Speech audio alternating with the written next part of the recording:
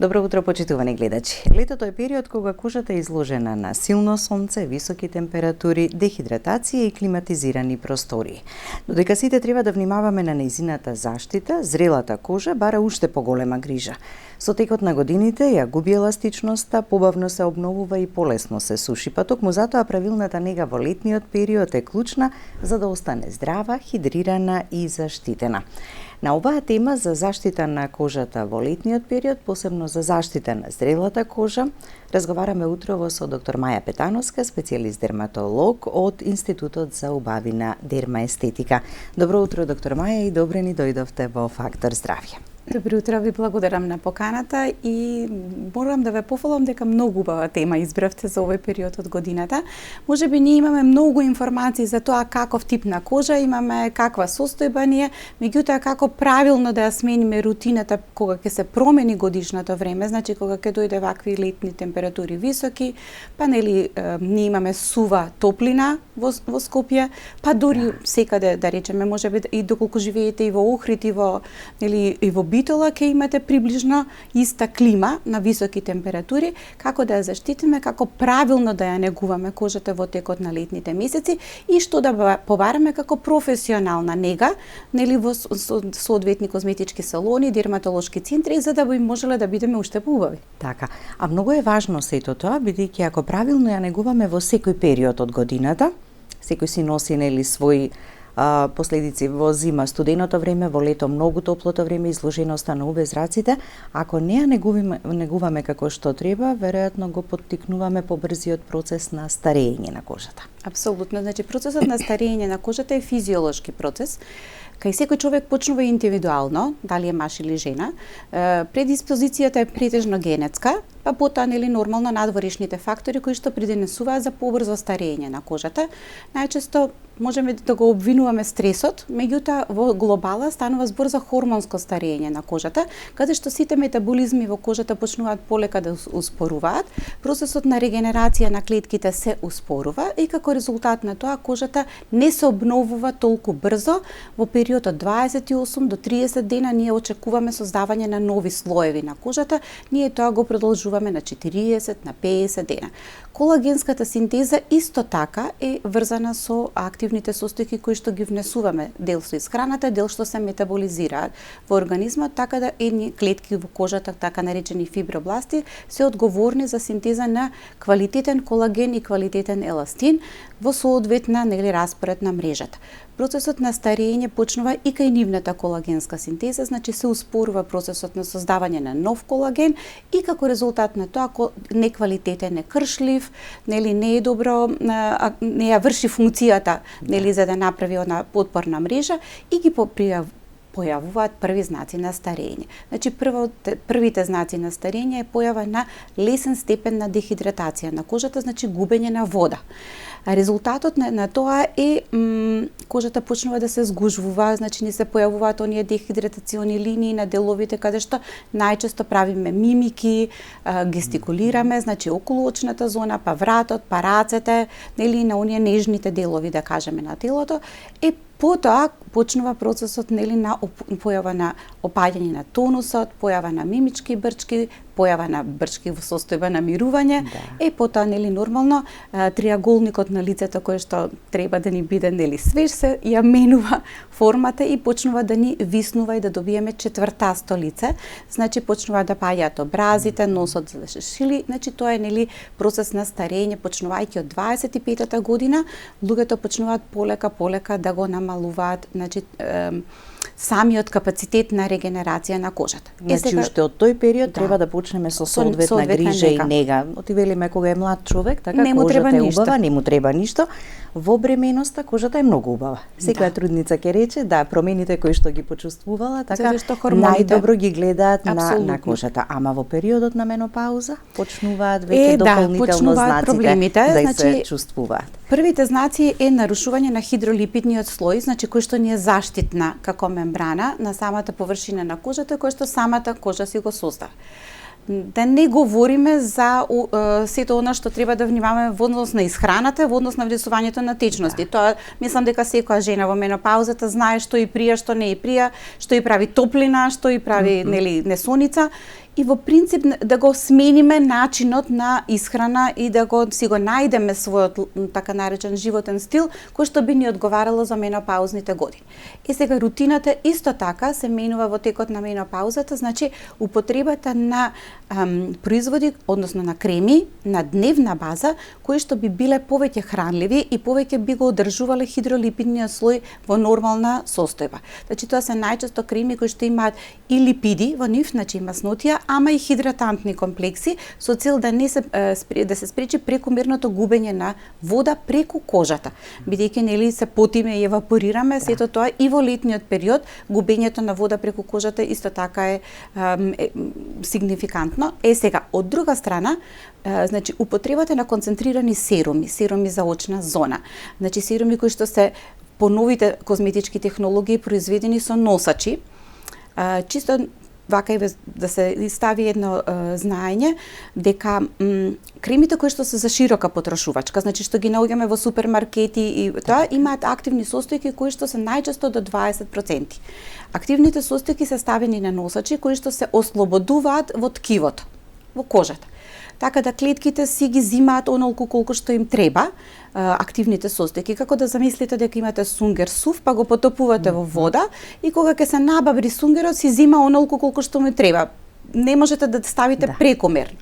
Меѓутоа, поновата технологија, на нанотехнологија, произведува козметички производи кои што се најчесто, значи овие брендови кои што имаат повисока цена, институтската козметика или професионалната козметика, каде што носачите се на активни рецептори и стигнуваат до обвивката на самата клетка, ги зафаќаат рецепторите на клетката и директно влегуваат во метаболизмот на самата клетка. Значи, како и тогаш го постигнуваме максималниот ефект. Така да во одбирањето на серуми или серуми за очна зона да одбереме по професионални брендови, за да можеме таргетирано да го решиме проблемот кој што ни се појави. Така, затоа е најдобро со професионалци да си се консултираме дерматолози, што е најдобро за нашата кожа. Ќе погледнеме блок реклами, па ќе продолжиме понатаму. Останете со нас до самиот крај, следете не, повелете, вклучете се во емисијата со ваши прашања.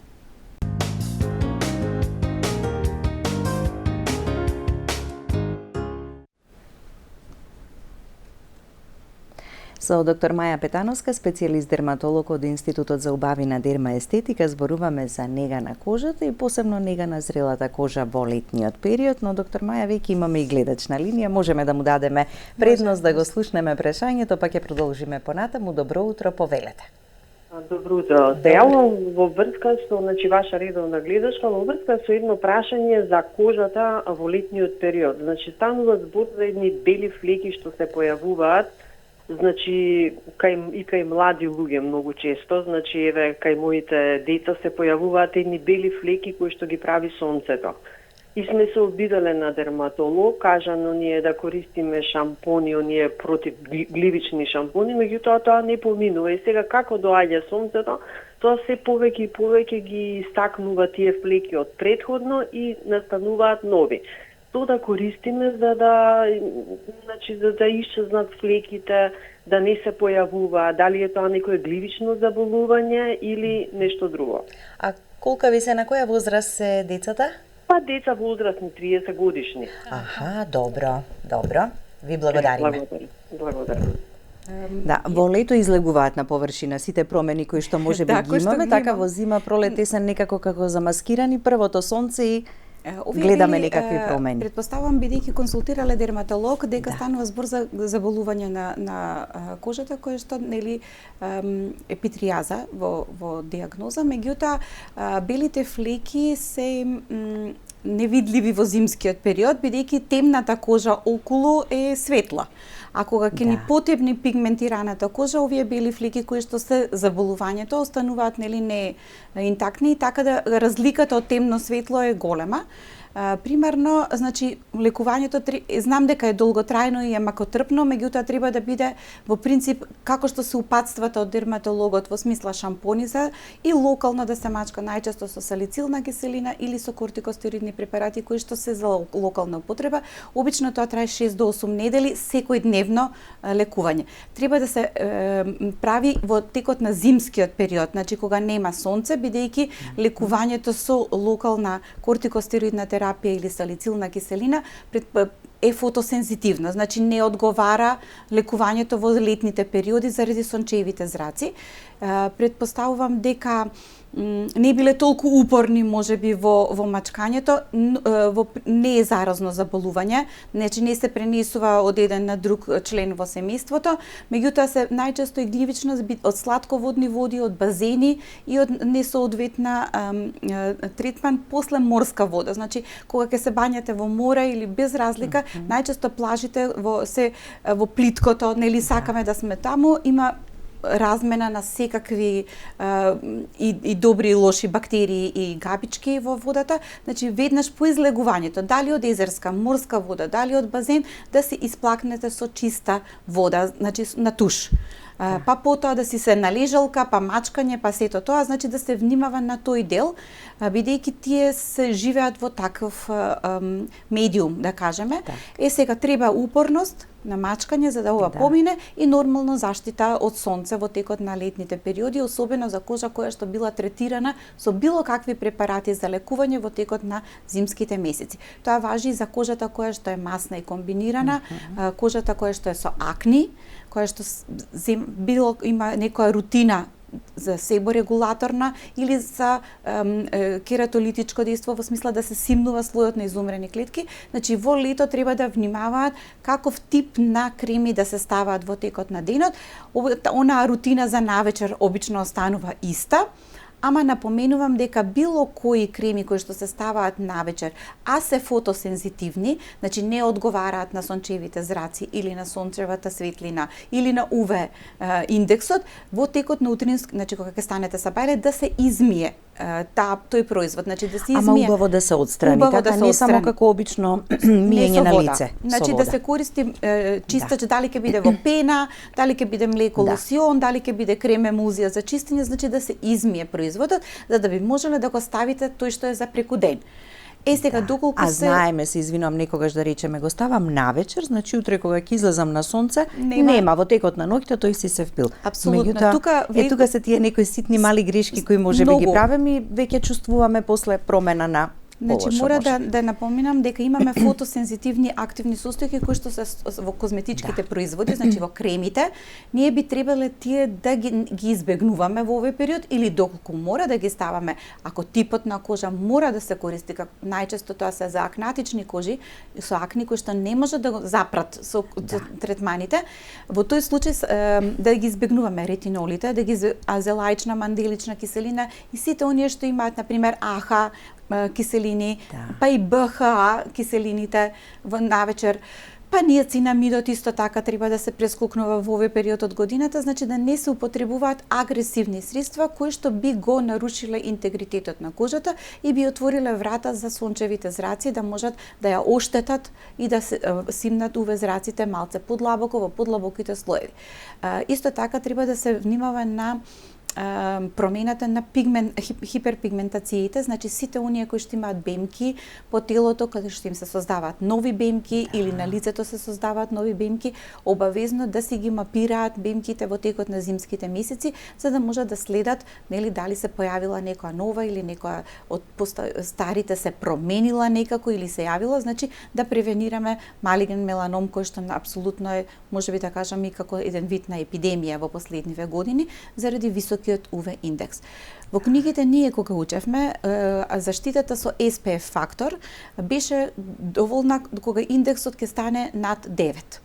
Сега мислам дека е тоа многу променето, што значи дека SPF заштитата во текот на летните месеци, меѓутоа напоменувам да не се бира SPF заштита 50, 100, 70, значи разликата во SPF заштитата од 30 до 50 е минимална.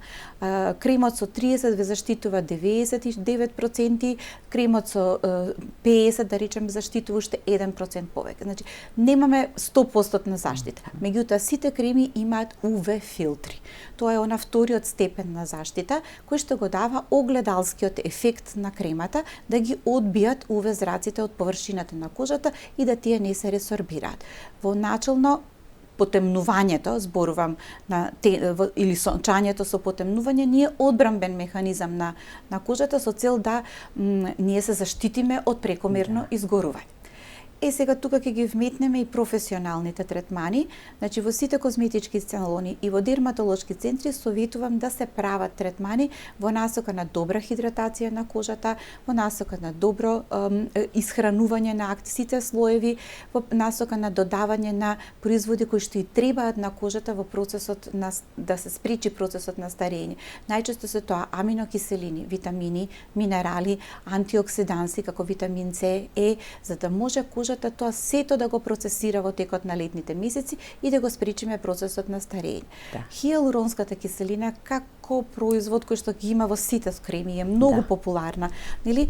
Повнимателно треба да се користи кога се екстремно високи температури, бидејќи таа повлекува вода од подолните слоеви на кожата и прави вештачка дехидратација на кожата. А целта ни е влажноста да ја задржиме на кожата. Да. Значи, особено кај луѓето кои што имаат многу тенка кожа, тенка и осетлива или во очната зона, препаратите со хиалуронска да се паузираат во овој летен период. Така, да го слушнеме и следниот гледач. Добро утро и за вас, повелете. Добро утро. Добро утро. Аха, ќе ја замолам докторката да ми каже, јас имам сува кожа и после капење ме чеша. Но се јавува и друга работа.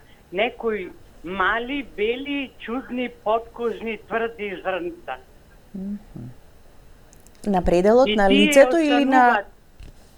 На лицето. На лицето. На лицето су мали, тврди, подкожни и воопшто имам читано не смеат да се стискат, уште полошо ќе се направи и тие остануваат.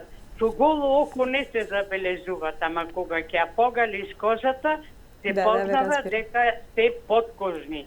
Так. Тврди, мали, бели и Така, остануваат. добро. Да, ви благодариме за јавувањето. Веднаш ќе чуете совет и препорака, а советот ќе биде наменет и за сите оние кои ќе се препознаат во ова. Велиме, акните не смеат да се стискаат сами, освен кога одите нели на професионален третман, ама пак тие белите подкожните и да пробате да ги стиснете нема да успеете, така? Точно така. Значи, многу интересно е што во последниве неколку години и покрај тоа што имаме ние толку многу препарати за нега на кожата и толку многу производи, значи кожата некако се буни. Така да појавата на овакви мали бели зрнца кои што се јавуваат подкожни, не можете да ги стискате и како резултат на тоа што обично се јавува кај кожите кои што се комбинирани, кај многу сува кожа, или кај акнатична кожа која што преагресивно ја мие и ги отстранува, значи користи препарати за одмастување. Значи, колку ние повеќе ја миеме и ја одмастуваме кожата, така ние го стимулираме нашиот лојните жлезди во кожата да секретираат нов себум. Ама порите се толку тесни што не може да излезат маснотиите на површината на кожата и се заробуваат во едни капсулички, односно во овакви мали зрнца. Тие мали зрнца се релативно длабоко во кожата, значи не се во епидермалниот слој, него се некаде во мезодермот, кај некои случаи дури и во хиподермисот. И кога се инкапсулирани, многу лесно себумот калцифицира, значи се јавуваат, се депонираат минерали, најчесто минералите потекнуваат од водата, со која што го и не можат да се истиснат. Значи, во тој случај треба професионално со игличка секоја една по една да се отвори епидермалниот слој и полека да се истиснат, да речеме да се отстранат.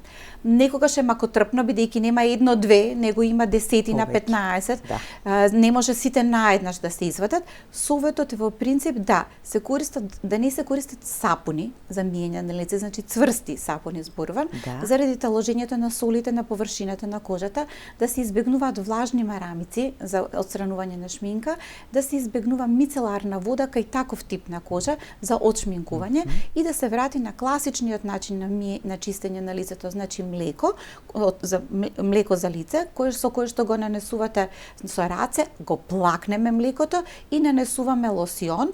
Лосионот со цел да ги озвади остатоците од млекото и остатоците и нечистотиите. На тој начин ќе дозволиме кожата да се добро хидрира, да не создава вакви патогени состојби под кожа, па кај помлади женички тие можат и да загнојат, бидејќи станува збор за манипулација. Они стискаат нешто, па прават нешто, па со иглички прават по дома, сите нешто се чепкаме, значи да не доведеме до ваква состојба. Доколку се појават на тело, значи вакви, да се употребуваат млека за тело кои што имаат уреа во нив, значи да може да го заштити хидролипидниот слој, да се избегнуваат масни купки, масни улиња за тело и на кожа кокосово масло не, дури никако. За кожа најдобро е од бадем, маслиново масло и можеби за некои посуви кожи арганово масло. Ние немаме Како што рече и гледачката, после туширање кожата некако е многу сува. посува и ја чеша, а тоа чешање дополнително после може и до доведува иритација до да направи. иритација. Значи за ваков тип на кожа сува која што после капање чеше, обично да се користат значи флуидни млека за тело, да не се тешки како креми, како путер за тело, значи апсолутно не, да не се користат масла, него да бидат како флуид, за да може лесно да се апсорбира и кожата да си направи еден филм заштитен да не се појави сфрак. И добро да дише кожата. И добро да дише. Да го слушнеме и следниот гледач. Добро утро и за вас. Повелете. Добро утро. Така, ќе го намалите тонот на телевизорот, за да не се повторуваме и за убаво да можеме да се слушнеме и повелете со прашањето. Ало, добро утро. Слушаме, добро утро. Ве поздравам вас и докторката. Ви Имам благодариме. едно прашање да поставам. Се јавувам во името на мојот син, бидејќи секој вечер мора да се тушира. Ако не се истушира, кожата го чеша, непријатна ситуација, значи некогаш се случува дури по 2 пати да се тушира. Ако оди да се шета, например, да помине малку во движење, мора кога дојде да се истушира. И не знам што да преземе и на кој начин да ја одмине таа. И сепак секој вечер да се тушира и зими и лете, тоа е веќе... Аха, во текот на целата година, добро. Да, ама мора да се истушира, значи ако не се истушира, кожата го чеша, го иритира, нешто како црвенило има и така. Добро, ви благодариме за јавувањето. Ќе погледнеме блок реклами, па советот и препораката ќе ги чуете веднаш по рекламите.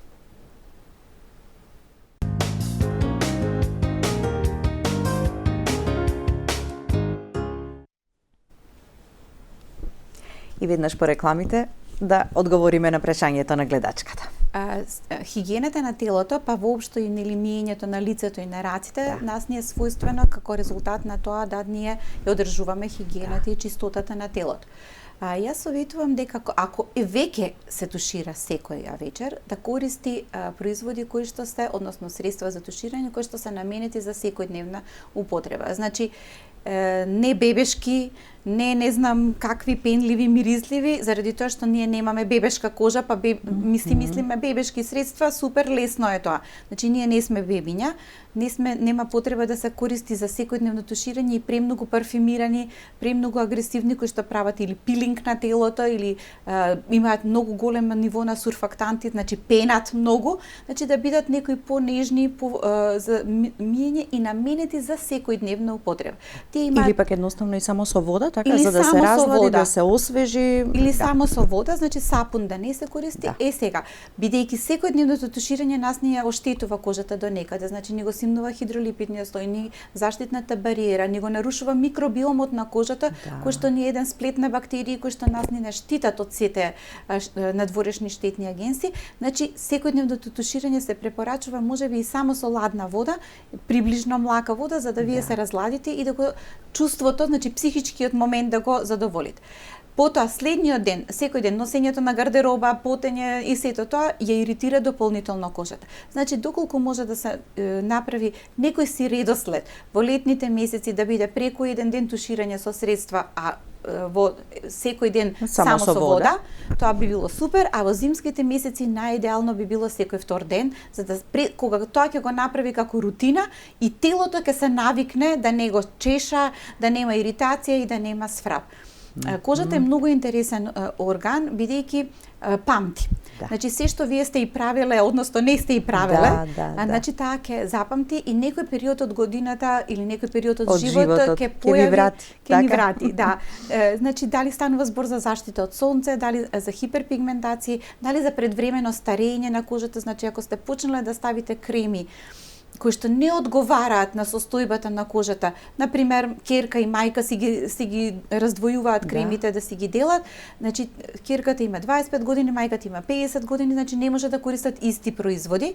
По принцип, јас велам кожата нема години, кај сите луѓе различно старее. На 25 јас може да бидам супер, ама на 25 мојата другарка да има веќе први брчки. Значи, секако да го перцепираме процесот на старење, односно промените на кожата, да си ги следиме, така, и во зависност од тоа да си преземаме мерки на заштита. Значи дали кожата ни се менува, дали кремата што сме си ја ставиле веќе не ни користи, дали е дехидрирана кожата како состојба на кожата, дали соодветната нега која што имаме како рутина ни дава некаков резултат. Оти вие имате сега рутини 6, 7, 8 производи да се користат наутро и навечер, ако тие не ви вршат работа, зошто да ја имаме таа рутина? Значи да си се бележат резултатите. Кога сме почнале и што добиваме како резултат од користењето на производите. Ако не се снаоѓаме, да побараме професионална препорака. Нашиот институт е отворен секогаш со бесплатни консултации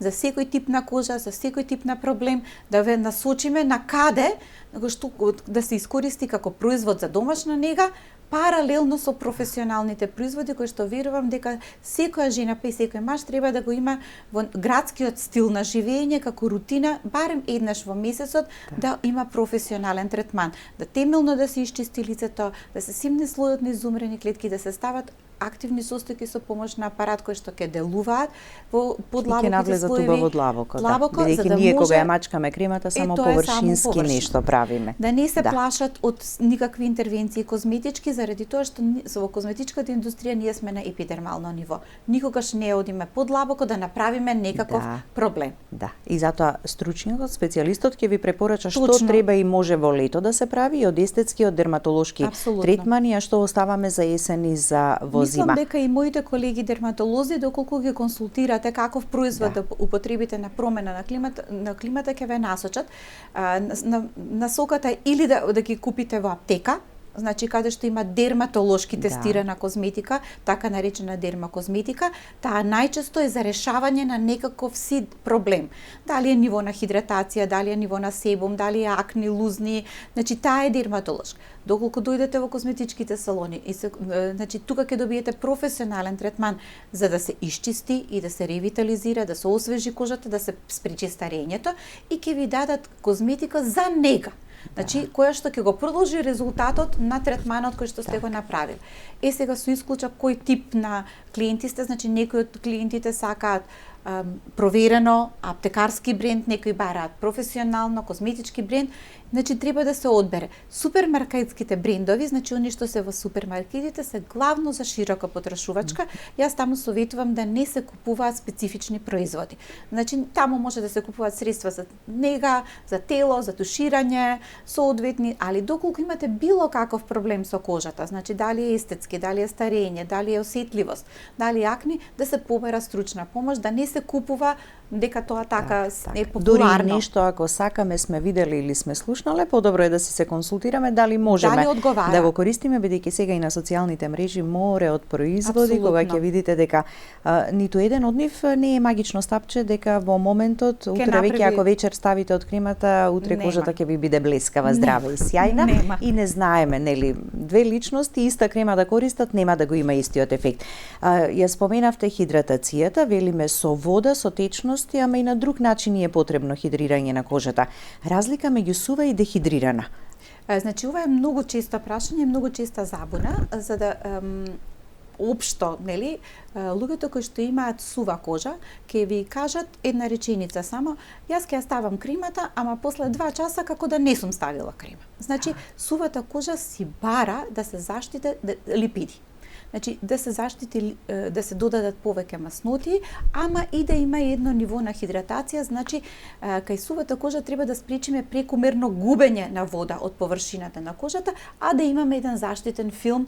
Најчесто се тоа производи кои што имаат церамиди, по себе имаат некои кај позрелата кожа тоа е колагенот за самите креми, па и Q10 кои што нели може да го заштитат површинскиот слој. А кај дехидрираната кожа, тоа е состојба на кожата, тоа ние сами сме си го направиле. Дали несоодветно сме миеле, дали сме користеле несоодветни производи, дали преагресивни производи, кои што не ни одговарале. Во тој случај ние сме на некаков начин сме отвориле врата на водата да испари од нашата кожа. Кога ние немаме доволно хидратација, знаете дека 90% од медиумот во кожата отпаѓа на водата и на желатинозното ткиво, тогаш клетките се собрани, се сгужвани и почнуваат да се појавуваат дехидратациони линии, сите метаболички процеси се ставаат на минимум. Значи немаме регенерација, споро, циркулацијата се спора, сето се паѓа како, значи буквално како кула од карти. Во тој случај е потребно да се користат креми кои што брзо ќе наполнат сите нивоа на кожата. Значи тоа се најчесто хидратантни креми кои што содржат хидроцитни комплекси. Тие се комплекси од хидратантни состојки и липозомални, значи како наносачи, како замислете ни топчиња кои што одат на површината на кожата и тие топчиња се тркалаат и навлегуваат во подлабоките слоеви и таму ја испуштаат активната состојка со цел да набабри нели ткивото да и се донесе вода. Сега, кај дехидратираната кожа треба да го најдеме агенсот кој ја дехидрирал кожата. Значи, вие може да направите се, нели? Ама и да пиете доволно вода, најчесто ќе ве праша дерматологот. Пиеш ли доволно вода? Пијам, ама кожата е дехидрирана. Значи, да го најдете агенсот кој што ви ја дехидрирал кожата. Може да е тоа шминка, мејкап, руж, значи нешто што ви ја дехидрирало или прекомерно миење во текот на денот со некое средство. Во последно има мода на двојно чистење на лицето. Значи, прво со маслен чистач, па потоа со чистач со вода во форма на гел. Доколку ние не се шминкаме, не сме јавна личност, значи телевизиска личност, немаме потреба да ја вадиме толку темелно шминкат. Али доколку ставаме само бебе крема, доволно е еден чистач да употребиме за да извадиме шминкат. Двојното чистење ја дехидрира кожата. Рутината на 7-8 активни состојки кои што се ставаат во капалки, например витамин С, па ниацинамид, па пантенол, па или витамин Е, тие сите се хиперконцентрирани, бидејќи имаат само една активна состојка во максимална концентрација. Дали сме претерале со таа рутина, значи сме ставале премногу состојки и кожата се буни, значи вика ова ми е многу, јас не можам ова да го процесирам и оди во насока да се појави состојба на дехидратација. Значи прва помош за дехидратација креми кои што содржат и хидратантен дел и липозомален дел, значи и масен дел, и нормално сите мислат дека дехидрираната кожа не треба да се ексфолира, значи да се тоа е табу, значи треба напротив да се стави лесен пилинг за да можат состојките да влезат. Да. На крајот дојдовме, уште многу ни остана недокажано. Многу има да се зборува на ова, а се сепак многу корисни информации за секого од нас, ама се надевам ќе имаме и друга прилика. Ви благодарам многу за гостувањето. Ви благодарам и на вас за поканата. Благодарности до вас, почитувани гледачи, за вниманието со кој не следевте. Останете и понатаму со програмата на ТВ24. Имајте убав и пријатен ден.